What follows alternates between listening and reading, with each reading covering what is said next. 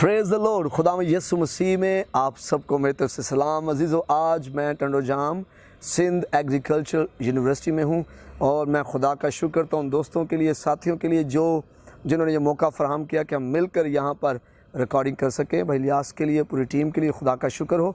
और आज हम खुदा के कलाम में से चंद बातें अजीज़ों सीखेंगे। ईमान किस तरह पैदा होता है। बेशक ईमान जो है वो हेवनली करेंसी है। जैसे आपके पास पाकिस्तान में पैसा हो, आप जो मर्ज़ी ख़रीद लें, अगर आपकी ज़िंदगी में ईमान है तो आप बड़े बड़े पहाड़ों पर जो है वो बड़े बड़े कामों पर, जो इब्लीस के कामों पर गालिब आ सकते हैं। रोमियो 10 बाब उसकी 17वीं आयत में लिखा है, ईमान सुनने से पैदा होता है और सुनना खुदा के कलाम से। तो ईमान जो है दरअसल पैदा होता है आपका, या तो आपके अंदर मायूसी बढ़ेगी या फिर आपके अंदर उम्मीद बढ़ेगी। लेकिन ये कैसे बढ़ेगी? जो आप सुनेंगे। बहुत से लोग हैं वो मायूस लोगों से घिरे हुए हैं और जिसकी वजह से उनकी ज़िंदगी में मायूसी है। वो पाकिस्तान में भी रहकर मायूस हैं, वो अमेरिका में जाकर भी मायूस हैं, वो दुनिया के किसी कोने में भी चले जाएं वो मायूस रहेंगे। उसकी वजह यह है कि उन्होंने जो मायूसी सुनी है और मायूसी उनके अंदर पैदा हुई है। लेकिन वो जो उम्मीद रखते हैं, अपने अंदर उम्मीद सुनते हैं, वो पुरुम्मीद रहते हैं और मुस्बत रहते हैं और आगे बढ़ते जाते हैं। मैं रिकमेंड करूँगा आपको, आप मुस्बत सोच की जो कुदरत है उसके बारे में ज़रूर पढ़ें, आपको उससे बरकत मिलेगी। तो ईमान पैदा होता है। ईमान आपको मिलता नहीं है कि किसी और का ईमान आपको मिल जाए। ईमान पैदा होता है क्योंकि बाइबल में लिखा है ईमान सुनने से पैदा होता है और सुनना खुदा के कलाम से। कई बार हम कहते हैं कि अगर मेरे अंदर ईमान हो तो मैं ज़रूर शिफा पाऊंगा। तो मैं आज को बताना चाहता हूँ, आपके अंदर ईमान डेवलप हो सकता है, पैदा हो सकता है।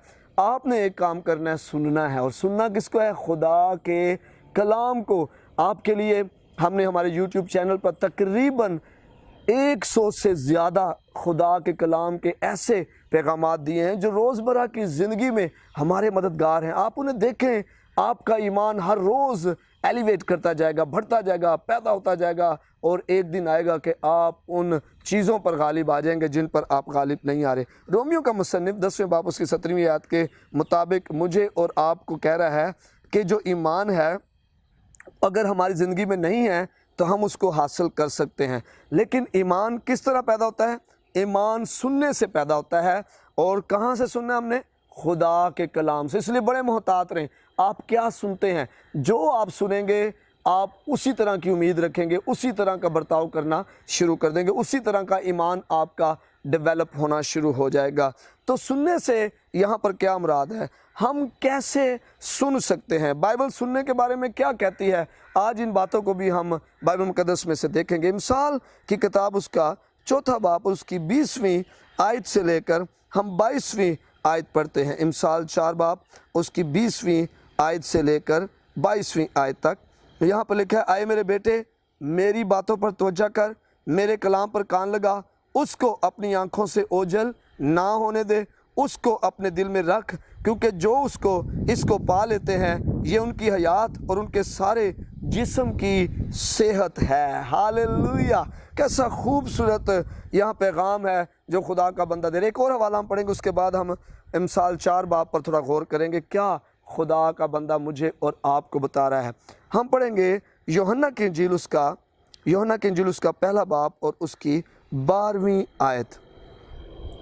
यहाँ पर लिखा है, लेकिन जितनों ने उसे कबूल किया उसने उन्हें खुदा के फर्जंद बनने का हक बख्शा, यानी उन्हें जो उसके नाम पर ईमान लाते हैं। तो पहली बात मिसाल की किताब में क्या लिखी है? 4 बाब उसकी 20वीं आयत में, आए मेरे बेटे मेरी बातों पर तवज्जो कर। तो तवज्जो कैसे करेंगे? सही सुनकर। मैं आपको बताना चाहता हूँ आज ये बिल्कुल दुरुस्त बात है। जब मैं और आप चर्च होते हैं, कई दफ़ा हम तवज्जो से कलाम नहीं सुनते हैं। हम चर्च में होते हैं लेकिन हम मोबाइल्स यूज़ कर रहे होते हैं। हम चर्च में होते हैं, खुदा का खादम कलाम सुना रहा होता है और हम अपनी बाइबल खोल कर कोई और हवाले पढ़ रहे होते हैं और एक जो है हमारी तवज्जो इब्लीस चोरी कर रहा होता है। उसको पता है कि अगर ये तवज्जो से सुन लेगा तो इसका ईमान जो इसके अंदर पैदा होना शुरू होगा। तो मेरी बातों पर तवज्जो कर, मेरे कलाम पर कान लगा। جب ہم کان لگا کر کسی کی بات سنتے ہیں تو حقیقت میں ہم صحیح سنتے ہیں، لیکن اگر ہمارا دھیان کہیں اور ہو اور ہم کسی کی بات سن رہے ہوں، کئی دفعہ آپ نے دیکھا ہوگا، ڈے ڈریمنگ کے بارے میں سنا ہوگا، ہماری آنکھیں ایسے کسی ایک جگہ پوائنٹ پہ کھڑی ہوتی ہے، لوگ سوچ رہے ہیں ہمیں دیکھ رہا ہے، لیکن ہمارے بیک اینڈ پہ ہم کسی اور جگہ پہنچے ہوتے ہیں اور کچھ اور سوچ رہے ہوتے ہیں۔ اسی طرح جب ہم توجہ نہیں کرتے یا ہم دھیان نہیں لگاتے، کان نہیں لگاتے، تو ہمارے سننے کے ساتھ بھی ایسا ہے، ہم بیٹھے تو اس شخص کے ساتھ ہیں لیکن ہم سن نہیں رہے ہوتے ہیں۔ 21 اس کو اپنی آنکھوں سے اوجھل نہ ہونے دے۔ پہلے تو توجہ کرنی ہے، کان لگانا ہے، دوسرا اوجھل نہیں ہونے دینا۔ اس کا مطلب یہ نہیں کہ کلام سننے سے مراد ایوری سنڈے صرف سنیں یا جب ہم چرچ جائیں صرف اسی وقت سنیں، یا سیمینار جائیں اس وقت سنیں۔ میں آپ کو بتانا چاہتا ہوں، ہر لمحہ خدا کے کلام کو اپنی آنکھوں سے اوجھل نہ ہونے دیں۔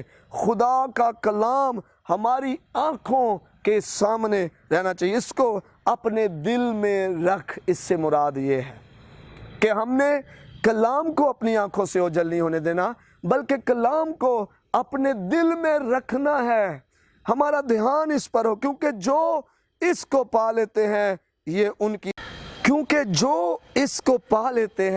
یہ ان کی حیات اور ان کے سارے جسم کی صحت ہے۔ میں آپ کو بتانا چاہتا ہوں، جو شروع میں نے کہا تھا، کئی دفعہ میں اور آپ شفا چاہتے ہیں لیکن ہمارے اندر ایمان نہیں ہوتا۔ ایمان سننے سے پیدا ہوگا، اور سننا خدا کے کلام میں سے۔ اور سننا کیسے ہے؟ ابھی میں نے بتایا کہ ہم نے خدا کی باتوں پر توجہ کرنی ہے، اس کے کلام پر کان لگانا ہے، ہم نے اپنی آنکھوں سے کلام کو اوجھل نہیں ہونے دینا ہے، ہم نے اپنے دل میں اس کو رکھنا ہے۔ کیونکہ کس لیے رکھنا ہے؟ کیونکہ یہ اس لیے ہے کہ جو اس کو پا لیتے ہیں، جیسے ہی کلام آپ کی روح کو چھو جائے گا، آپ حیران ہو جائیں گے، آپ کی حیات اور آپ کے سارے جسم کی صحت جاری ہو جائے گی۔ آمین، ہاللویہ۔ یہاں خدا کہہ رہا ہے کہ اس کا کلام ہماری صحت کے لیے دوائی ہے، میڈیسن جیسے آپ یوز کرتے ہیں۔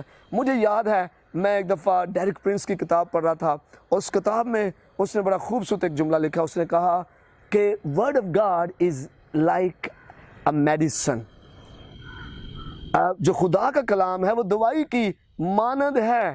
تو اگر آپ بیمار ہیں، وہ کہتا ہے if you are sick take it twice، اسے 2 دفعہ دن میں لیں، اسے کھائیں کلام کو۔ اور if symptoms persist، اگر پھر بھی بیماری کی نشانیاں رہ جاتی ہیں تو ڈبل دا ڈوز، 4 دفعہ جو ہیں وہ اس کو لینا شروع کر دیں۔ وہ لوگ جو کلام کو اپنی زندگی میں لیتے ہیں، ان کی حیات شفا پا جاتی ہے، ان کا بدن شفا پا جاتا ہے، اور وہ صحت مند ہو جاتے ہیں، روحانی طور پر، مالی طور پر وہ جو ہے بحال ہو جاتے ہیں۔ تو جب کئی دفعہ ہم ڈاکٹر کی دوائی کھاتے ہیں تو کیا کرتا ہے ڈاکٹر؟ ہماری کیا کہتا ہے جی 3 دفعہ کھانا، 2 دفعہ کھانا، صبح شام کھانا، وہ ہمیں بتاتا ہے۔ تو خدا کے کلام کو بھی ہم نے بطور دوائی لینا ہے، ہم نے سمجھنا ہے کہ اس کو جتنا لوں گا، میں جتنا اس پر دھیان لگاؤں گا، میرا ایمان بڑھے گا، اور جیسے ایمان بڑھے گا میں شفا پا جاؤں گا۔ تو خدا کے کلام کو دوائی کے طور پر استعمال کرنے کے لیے کچھ ہدایت ہیں، اس پر آپ نے عمل کرنا ہے۔ پہلی ہدایت کیا؟ توجہ کرنی ہے۔ خدا کے کلام پر کیا کرنا ہے؟ توجہ کرنی ہے۔ کلام کو پڑھتے ہوئے پوری توجہ کریں۔ کئی دفعہ ہم کلام پڑھتے ہیں لیکن ہم سرل پڑھ جاتے ہیں، ہم توجہ نہیں کر رہے ہوتے۔ جب آپ کلام پڑھیں تو آپ نے ایک بات ذہن میں، کلام دعائیہ حالت میں پڑھیں۔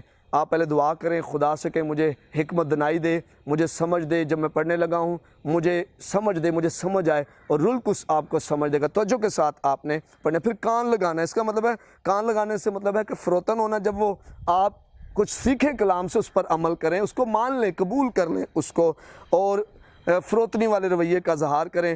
خدا کے کلام کو کھلے دل سے قبول کر لیں۔ یہ نہ کہیں جی یہ سارا کلام فلاں کے لیے، میرے لیے نہیں ہے، یہ خدا فلاں سے بات کر رہا ہے۔ نہیں، جو خدا مجھ سے کلام کر رہا ہے میں نے اس پر عمل کرنا ہے۔ اور پھر تیسری بات ہے، اس کو اپنی آنکھوں سے اوجھل نہ ہونے دیں۔ ہمیں اپنی آنکھیں خدا کے کلام پر مرکوز رکھنی ہے، متضاد الفاظ یا بیانات یا مضامین پر نہیں آنکھیں لگانی، بلکہ خدا کے کلام پر ہم نے آنکھیں لگانی۔ اور چوتھی بات ہے، اس کو اپنے دل میں رکھیں۔